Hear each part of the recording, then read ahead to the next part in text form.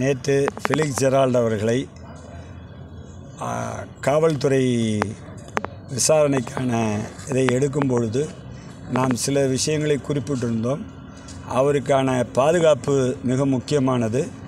அவரை மூன்றாம் தரப்பினராக மோசமான நடவடிக்கைகளில் ஈடுபடுத்திவிடக்கூடாது என்பதை எச்சரித்ததனால் நீதிமன்றமும் அவருக்கான பாதுகாப்பை விசாரணை அதிகாரி உறுதி செய்ய வேண்டும் என அளித்து வழக்கறிஞர்கள் 3 முறை அந்த விசாரணைக்கு இடையில் போய் சந்திக்கலாம் கூறியிருந்தது.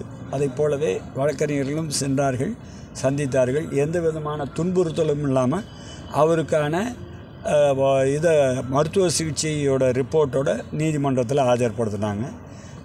எந்த துன்புறுத்தலும் இல்லைன்னு அவரும் சொல்லியிருக்காரு. நாமும் அதை நேரடியாக கேட்டுக்கிட்டோம், தெரிஞ்சுக்கிட்டோம். இது அவங்கள பொறுத்த வரைக்கும் நாம் இனிமேல் அடுத்த கட்டமாக நாம் விசாரணைக்கு எல்லா ஒத்துழைப்பும் செஞ்சுருக்கோம். ஒரு விசாரணை ஏறக்குறைய இது முடிஞ்சிருச்சுன்றது தான் அர்த்தம்.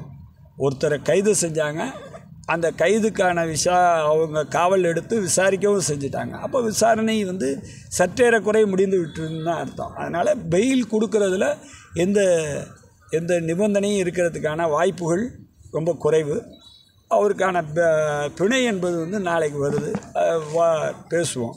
ஒன்று. ரெண்டாவது விஷயம், அவருடைய நாம் நீதிமன்றத்தில் கேட்டிருக்கோம்.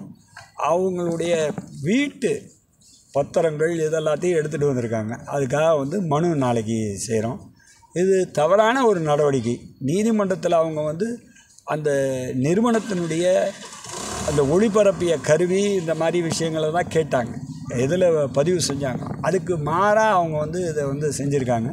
அதனால் அதை வாங்குவதன் வழியாக அந்த தொழில் ஒரு வியாபாரம், அது ஒரு நிறுவனம், அந்த நிறுவனத்தினுடைய இதை நீங்கள் முடக்க வேண்டிய எந்த அவசியமும் இல்லை.